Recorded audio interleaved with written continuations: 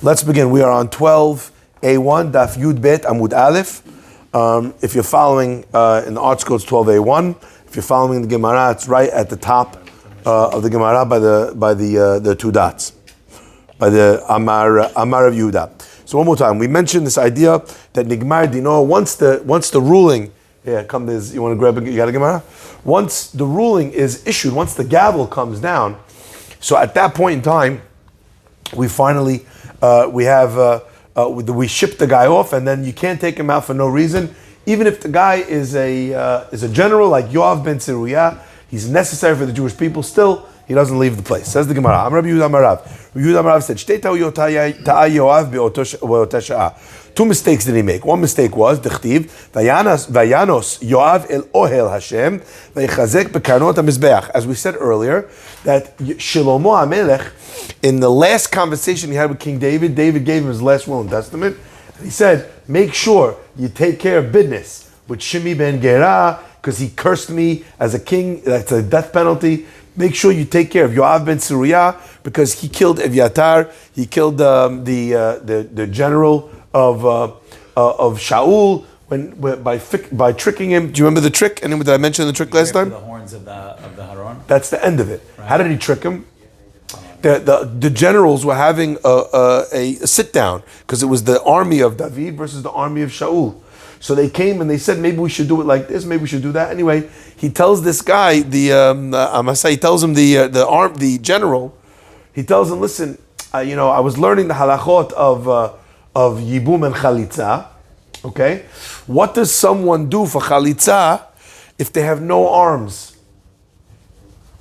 Because you have to raise Chalitza is you have to take off the shoe of the person. So what do? So Amasa said he does it with his teeth. Take off the shoe with his teeth, right? By the way, that's a lot of people who unfortunately don't have arms. That's a lot of their function is done like that. I remember reading an article about a woman who proved to the court that she was capable of taking care of her children without arms. And in order to prove her case, she changed her baby in front of the court, changed a diaper using her mouth. Insane. Okay? That's crazy. Now, so either way, the general, he wants to show Yoav how to do it. So he bends over. The Gemara says Yoav was a master warrior. He hit him with a certain place in the ribs, where you hitting them in that place will kill the guy instantly, and he killed him. So David felt that this action was an act of Yoav ben Tzruya. It wasn't during war. And not only that, he took advantage of the fact that he was answering him a question, halacha.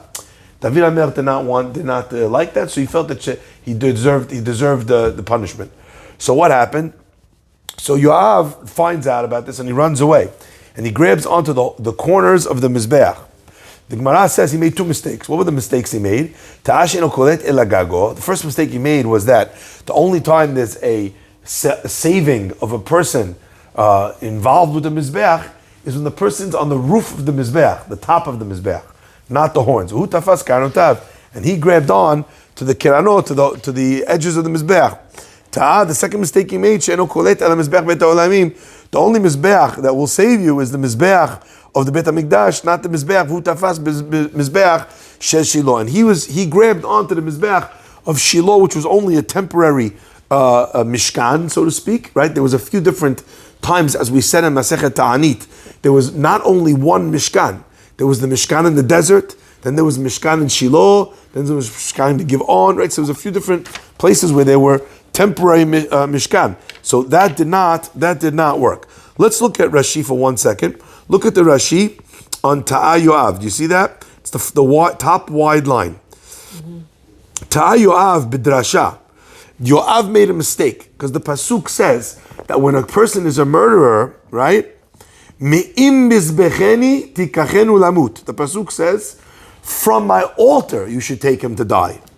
Velo me'al mizbechi. It says from me'im mizbechi, from next to, but not from on the mizbech. Uksavur dahainu me'al mizbech. He understood that holding on to the kiranot, the corners, the top edge was enough, and that would absolve him. Learning from im the mizbech, with the mizbech, but not on it. But his mistake was that it wasn't on. the second mistake the Gemara said that he made in this halacha was that it was Mizbeach of Bet Olamim as opposed to Mizbeach of the Mishkan. Mizbeach Bet Olamim, dechtiv, because it says Mizbechi HaMiyuchad Li. What does it say? Me'im Mizbechi Tikachenu Lamut. From Mizbechi, the one that's set aside for me. The Mishkan, even though it was for God, obviously, but it wasn't the one that HaKadosh Baruch Hu had set aside. I'm imagining that Rashi is quoting the pasuk where the pasuk says that that there's a place Hashem says that I'm going to choose the Shaken et Shemi Shama to rest my place over there, and that's going to be the place that it was set aside by God. Shiloh, Givon, these places that the Mishkan was only was only set aside for a time. It wasn't the place that HaKadosh Baruch Hu chose to rest His name upon that place. Okay. Could an accidental killer run and hold the Mizbeach? Abaya says, Behanami mitata. In this also did he make a mistake. Ta'ash eno kolet ela kohen va'avoda biyado. He made a mistake that it only absolves ela kohen va'avoda biyado. The kohen who's in the middle of doing the avodah. Who?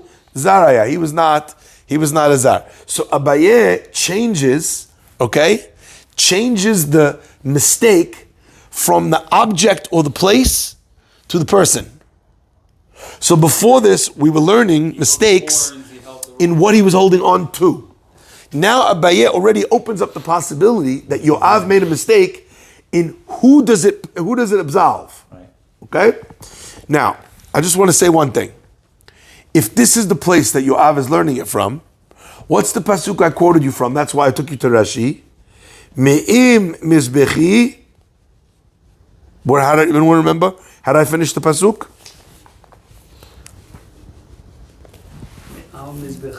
Me'im, it's me'im and not me'al. What's the full pasuk? Me'im mizbechi. You remember the pasuk I quoted? The last two words are Tikachenu lamut. Will take you to die. From my mizbeach, you take him to die. In other words, mizbeach's doesn't save him. It's not safe base, home base. For whom? Him. For whom? Who's him? The Kohen? Tikachenu Lamut. lamut. What crime do we take the guy to die for? Accidental or intentional? Intentional. Only intentional. So the pasuk would seem to be specifically saying someone who is doing an act which is intentional, correct? Okay. Now, let's continue. In Rashi. Hachigasinan. See that? Hey Gimel, first narrow line in Rashi. V'hu tafas, what did Yoav grab onto? B'mizbeach shel bama she'asa David lifnei Aaron shaya be'oil asher natan lo David be'ir David. What mizbeach did he grab onto? He grabbed onto the mizbeach of King David. What mizbeach is that referring to? So just so we understand, the Aaron, the ark was taken captive in war. Where was it taken captive to? Rome? No. Yeah, That's Bet HaMikdash. Northern Kingdom? No. It was taken to the Philistine. And they put it in their temple, Dagon or Dagon. That was their idol. Okay? What happened to the people of this town? No. Worse than dying. Oh, is this They're the one struck. No. That's the wrong. What kind of plague? Good guess. With Fire? blood flowing from their lower orifice. Oh boy. According to one opinion, it's they were bitten by vermin, not vermin, what's the word? Rats or whatever, at their place where they would go to the bathroom. Oh my God. Okay? Number one or number two? Number two, it sounds like. Okay? So the whole city is now, they understood that this was a specific punishment for the Aaron. Anyway, they don't want it no more. They don't want it. So what they do? They took the Aaron, they stuck it onto a wagon with a bunch of horses, the Clydesdales. They hit the Clydesdales. Take it wherever, just not here. Miraculously, where did the horses go? They take it back to Eretz Israel. David HaMelech sees the what's it called? The Aaron. He's like, okay, brilliant. I have a great idea. What are we going to do? We're going to send it. We're going to put it somewhere. But he's nervous where he's going to put it. Some people are nervous to have the Aron by them after seeing what just happened to the Philistine. They're thinking, I don't have enough preparation H in my city, to take this on, willingly. Who knows what's going to happen? In fact, what winds up happening is one of the most famous stories of King David.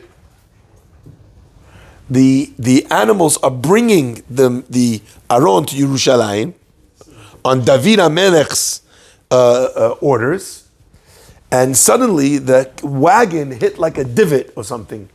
It hit like a pothole. So there's a guy over there, his name is Uzziah, and sensing that the wagon was going to wobble, he reaches out to grab the Aron to save the Aron, and he dies. Touches it without, right? He dies. One opinion is because he touched it. One opinion is because he didn't trust that it was gonna. The Aron would carry its carriers. You think I need you to catch my Aron from falling on the floor? When the Kohanim would lift it, someone once made a cheshbon. Rabbi Galinsky made a cheshbon about the weight of the Aron. The weight of the Aron was like a few cars. Because of the thickness of the gold, he just measures it. It's just a fascinating equation that he makes by following all the Gemaras. How thick was the gold? What's the weight per square inch of gold, of tefach of gold, of the kaporet, of the thing, of the box, the outside box, the inside box? It's tons of weight. 4 Kohanim are carrying it on their shoulders. Impossible.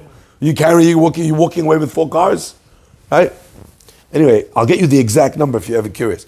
So Uzziah, by reaching out, anyway, David HaMelech was very upset, and he named the place where Uzziah was killed Peretz Uzziah, where God, so to speak, lashed out at this man. Now he's terrified. He doesn't know where to put it, so he sends it to this guy's house, who's got a threshing floor. He says, keep it by you. David's afraid to take it to Yerushalayim. This is the Aron. The Aron with the luchot in it. He's terrified. It's hiding in someone's... You thought that it was a sketch, by the way, Raiders of the Lost Ark. You don't mess around with the Aron.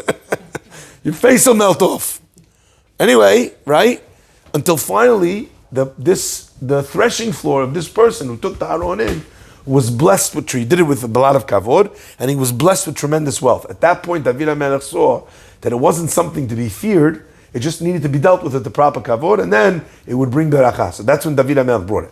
When David HaMelech brought it to Yerushalayim, what did he do? He erected a mizbeach by the Aron to bring sacrifices to God. So where does Yoav go? Long story short. He goes to the mizbeach that David HaMelech set up in the tent where the mizbeach, where the Aron had been brought, Be'ir David, in the city of David. And in Divrei Hayamim, what's Divrei Hayamim? Chronicles, excellent. There's Divrei Hayamim 1, there's Chronicles 1, and there's Chronicles 2.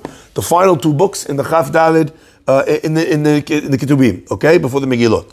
So Divrei Hayamim, it recaps a lot of different things.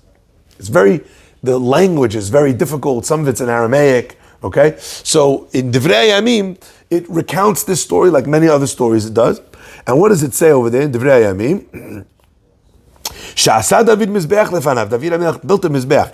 V'efshar lomar mizbeach shel Shiloh shu haya b'yamei David u'Shlomo haya b'Givon, because the mizbeach that at that time was in a far off place. Yoav would not have been able to run to this place. He would have chosen somewhere which was in the immediate locale of Shlomo HaMelech being crowned king and given the mandate to execute Yoav. Okay? So far so good? Had the fellow who died, had he touched these staves rather than the Aron, would he have still died? We just gave 3 different things. So, one more time. The first opinion says he made 2 mistakes. Number 1, he needed to be on it, not grabbing on it from the side. He needed to be on top of it, okay? Number 2, right, it needs to be the one of the Bet Olamim, which means that even... The guy that died trying to catch it. Oh, sorry. Yeah, what about Uzziah? If he had held the staves and not the Aron, would he have still been killed? I think the point was that he was illustrating that it was going to fall. So it wouldn't have mattered if he was grabbing the poles or grabbing the Aron. According to the opinion that he grabbed the Aron and he was punished for touching the Aron, then the poles would have saved him. Is there any significance to the word Vayanos in that pasuk? What do you mean? Because didn't we learn in with By Yosef? by Yosef that just we drew the conclusion right by Yam Suf about from the word Vayanos. So using the word here, is there any significance to it? None that I'm aware of personally. I mean, in those two cases, we know that there's a Vayanos by the ocean, and we also know because the pasuk has just told us that Moshe has taken the bones of Yosef with him. So the comparison of the Vayanos that you find by Yosef and the Vayanos right after the pasuk took pains to tell us that Moshe is carrying the bones of Yosef helps us to draw that parallel. Got it. Okay? Okay, says the pasuk. Sorry, so just to recap, what would have happened if Yoav would have been on top of the Mizbeach? Would it have been enough? No, because the first opinion says that he made two different ta'uyot. It's not three different opinions. It's two. Opinion number one has two mistakes, and opinion number two says one mistake. Okay? So let's just run through the possibilities. Let's say he grabs the corners. As we know, that's the mistake. According to everybody, it's a problem. Okay? What happens if he would have been on it? Still no good because the Mizbeach was not the right Mizbeach, right? One person holds that opinion. In the first opinion. Oh, in the first opinion. In the first opinion, that there's two mistakes. Had Yoav been on top of the Mizbeach, would it have saved him? No. Had Yoav been on top of the Mizbeach, in the Mizbeach that was in the Bet Olamim, in the Bet HaMikdash, would that have saved him? No. Yes, in the first opinion. That's not Shiloh. That's the right one. That's the right one. Okay, according to the first opinion. According to Abaye, even if he was on top, even if it was in the Bet HaMikdash, we still wouldn't have saved him. He's not a Kohen. Okay? How about if he was a Kohen? Would it have saved him? Still no. Still no. Why? Not Allah. No, if he was on top. Because you have to be a Kohen in the middle of Avodah. Oh, right. Because he was saying it was for the Avodah. Exactly. So he's also not in the middle of Avodah. However, there really was no option for Yoav in this point. Because, Miman Avshach, in the first opinion, where did he need to go? On the Mizbeach, in the Beit HaMikdash. Okay? Shlomo HaMelech has just been crowned king. You know what doesn't exist? The Beit HaMikdash. Right? So there's no option for him in the first opinion. How about the second opinion? No, he can't become a Kohen. So, in other words, it's not that Yoav made a mistake but could have gotten to safe home base. According to either opinion, yeah, exactly. Yoav was trying to take advantage of a loophole that never would have applied to him, not in time and not in person. The Gemara continues. Amar Resh Lakish. Resh Lakish taught. Okay? Shalosh ta'uyot atid sarosh shel romi lit'ot. Once we're on the concept of mistakes, let's go further. Resh Lakish said, there's three mistakes that sarosh shel romi, what does that mean, sarosh shel romi? The officer of Rome. Saro usually means officer. Ambassador. But what are we referring to here? The angel. The angel of Rome. Remember we talked about the angel that fights with Yaakov? Yeah. What is it called? Saro shel Esav.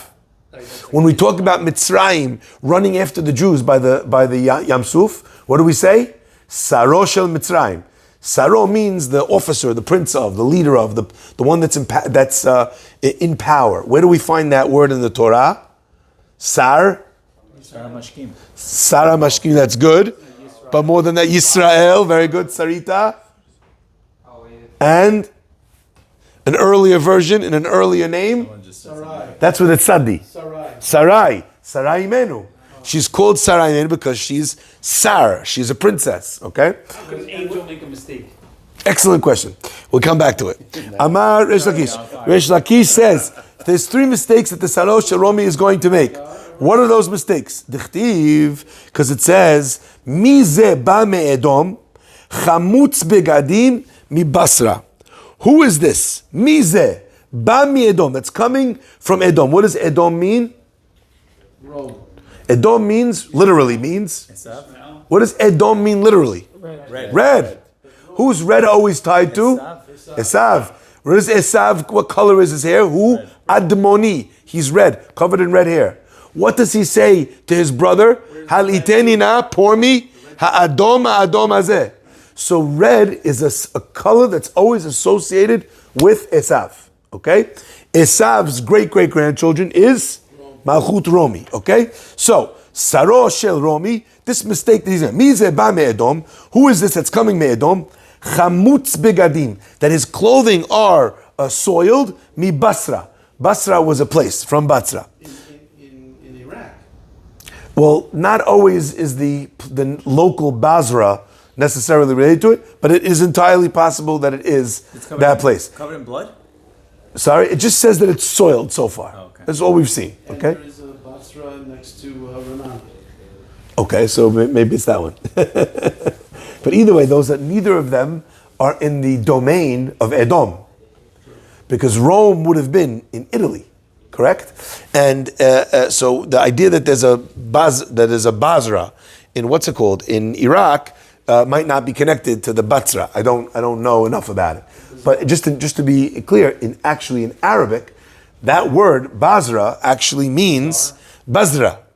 Means To make a shidduch. to make a shidduch when you combine when two people come together. So there you go. Basra could be the just an Arabic word. Says the Gemara. Mi ze bameh. Who's this that's coming from Edom? Right? Chamutz begadim Basra. So let's just take a look at Rashi. Rashi is going to blow your mind. Rashi is in the middle. I'm trying to introduce a few more Rashis as we can as we go, because I want us to become proficient first in Rashi and then eventually in Tosafot.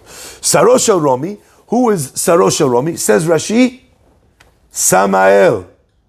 Same one as Esav? No, yes. But this angel, Samach Mem, Is the bad one. is the bad angel that you find in the Chumash, in the Sidurim, with the parentheses. There's Lamed Yud Taf, Lilith, and right. We're not supposed to even say their names.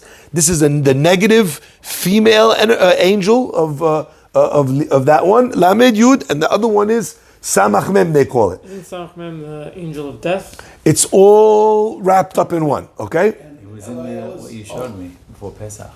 Yes, exactly. It's in the Arizal. Yes. El is also Adam's first. That is a whole other piece in according to whatever. Rabbi Yeah. Bibi. Yeah. Okay. we're not gonna get involved in that level of. Okay. So this angel Sheyivrach le Basra is going to run to Basra. Shebatichila yifrat mimenu ki shiyagia ketz lecharev. In the beginning, he's going to go and take payment. He's going to go and exact revenge against this city of Basra. Kidichtiv, like it says in the pasuk in Yeshaya, Yifkod Hashem al tzeva hamarom b'marom. Hashem will remember, so to speak, and punish this army. Hamarom b'marom. Ve'achar kach, and after that, al malchei adama al adama. And after that, on the kings of Adama al adma, which is again on another place. So, what is chamutz begadim? What does it mean that his clothing was stained? Rashi says, midamo shel samach mem, from the blood of the angel samach mem. The reason why you said stained with blood, and I said, hold on, is I don't know what angel blood looks like. Right. It's an angel. Yeah, so I don't know what the stain is blood. and what it looks like, and is it red? I don't know.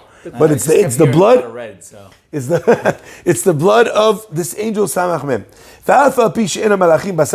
Says Rashi, and even though the angels are not flesh and blood that they bleed,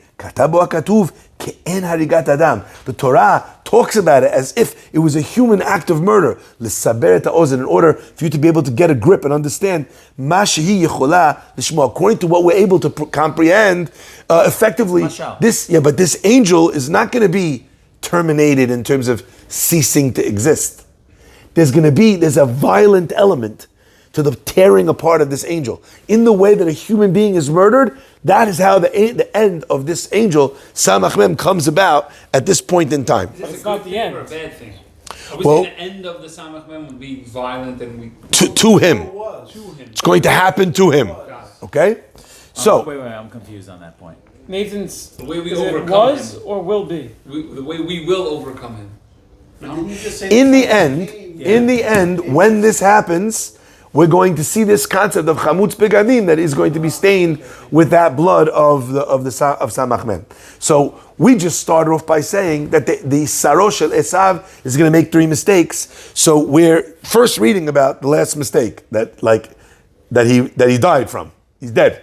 Okay, the angel's gone. Okay. One of those mistakes, to'eh she'ena koletet ela betzer.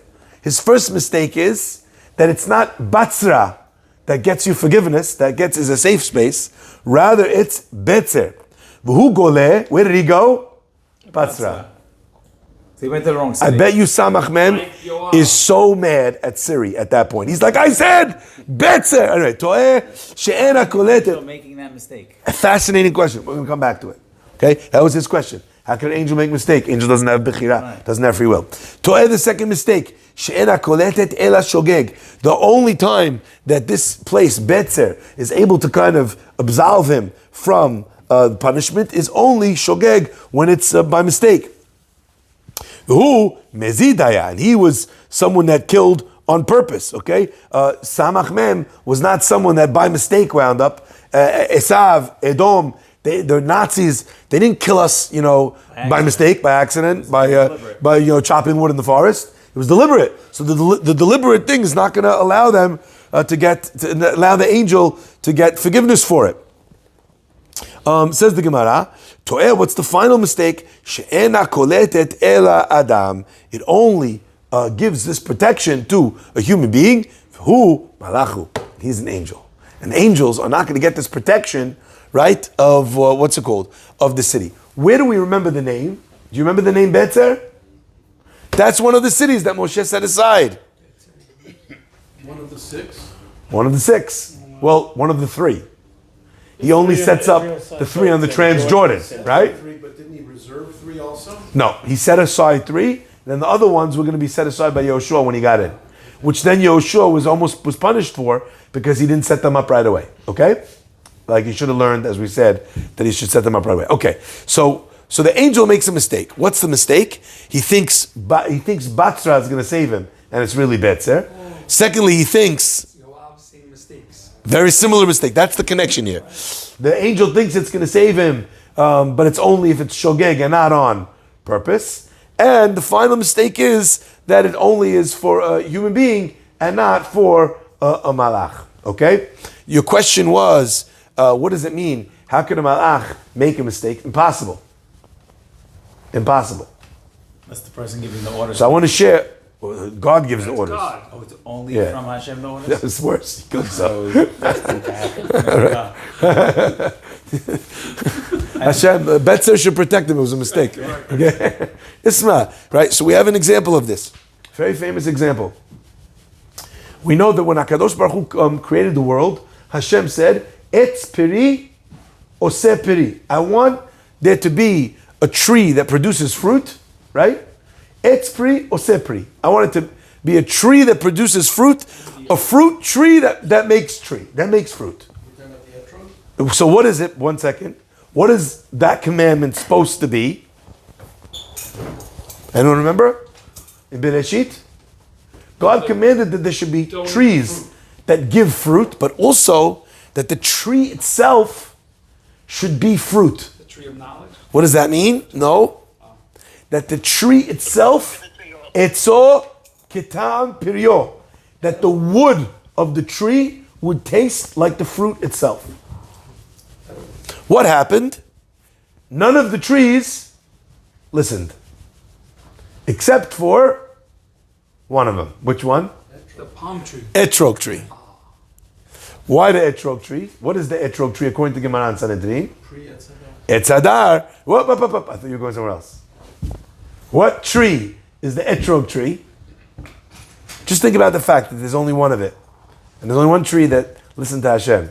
That's the tree that she ate from. That's the tree she ate from. So, yeah. Whenever there's one, and then there's another time where there's a tree that's one, odds are that there aren't, Occam's razor will tell you that we're not talking about two different trees. Like we used Occam's razor today, right? Odds are there's not two different mountains, right? The Yonatan and Uziel.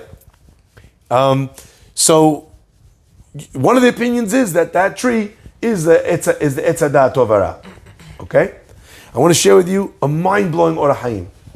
The Orah Haim says, what's the significance of this fact that all the other trees did not fulfill the wish of God? And what does that even mean?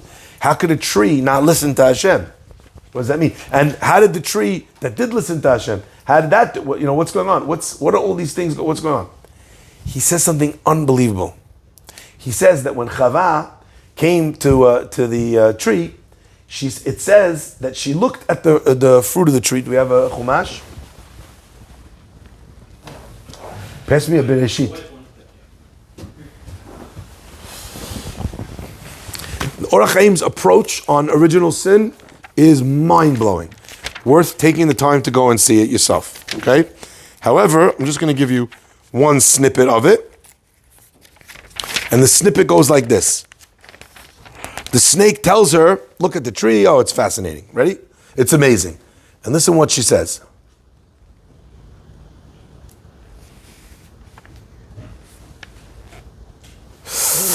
Vatomer Aisha le'nachash. Sorry, Vayomer Aisha. The snake says to the woman, Af ki amar Elohim lo tochlu mikol etz hagan. God said, don't eat from any etz hagan, tree in the garden. Don't eat from any tree in the garden. Pay close attention, yeah? Any, what did I say? Tree in the garden, very important. Vatomer Aisha, and the woman says to the snake, Mi pri etz hagan nochel. From the fruit of the trees in the garden, nochel. The differences between eating of the tree and eating of the fruit. And from the fruit of the tree. What's the snake talking about? The bark of the tree. He says, Lo tochlu mikol etz hagan. Can't eat from the tree. She says, no. We're allowed to eat all the fruits of the trees, of the other trees. We just can't eat the fruits of the tree, of this tree. Okay? All right, the snake says, I hear you, I hear. Okay, all right, I got you. All right, fine. Vayomer anachash el ha'isha, you're not going to die. Ki yodeh Elokim b'yom b'chochem Torah. V'ter ha'isha, and the woman saw, ki tov ha'etz lema'achal. She saw that the tree was good to eat. It doesn't say the fruit was good to eat. She saw that the tree was good to eat. What did she just tell the snake? That they're not only forbidden from eating from the fruit. No problem. So if this tree has the smell, the taste of its fruit, no problem. Let me just have a nibble. I'll just taste a piece of the bark of the tree. And the tree was good to bring you wisdom. How did she know that? The answer is, first, the snake tricked her into eating from the bark of the tree. Why? They had eaten from all the other trees in Gan Eden. And in all the other trees in Gan Eden, the tree tasted like a fruit. What did the tree taste like? A bark. Nothing. So she says, oh, no problem. Obviously, he's only commanding us to not eat from The good part. the fruit. But there's one tree in the garden whose wood tastes like the tree. Which one is it? What tastes like the fruit? That was how the snake tricked her. She ate, it says, from the wood, but the minute she had tasted already the taste of the etz hadat, she was no longer able to withhold herself. Vatikach mipiryo vatochal. So first she ate from the wood. Now already she can't handle it anymore. She grabs the fruit. Oh, wow. You got it? Wow. Massive chidush from the Orach Chaim. Now you understand later on when God's handing out punishments, He punishes Chava, He punishes Adam, He punishes the Nachash. But there's one more punishment. The bark? No. Arura ha'adama ba'avurecha. God curses the earth. What the heck did the earth do?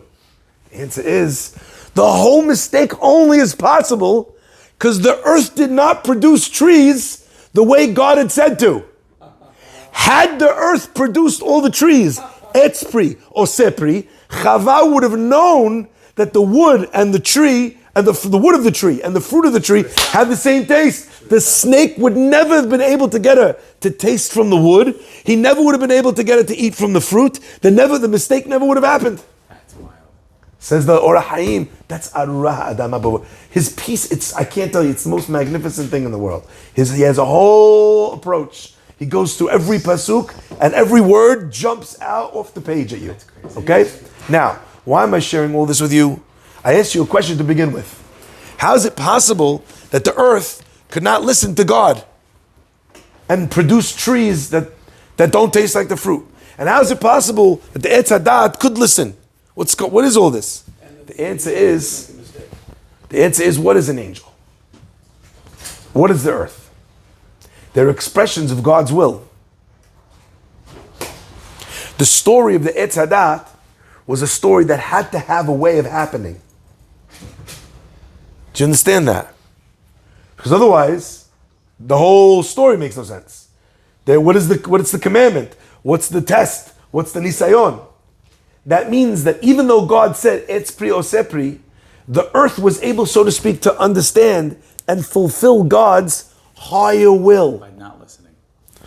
What does God want to do to the angel of Esav, the Malach HaMavet, the Yetzer Hara, in the end of times? That's why the angel makes a mistake. So really the earth understood. It's fulfilling the higher will of God. Isn't that unbelievable? And that's a pshat in the Gemara thus far. Baruch Adonai Le'olam. Amen.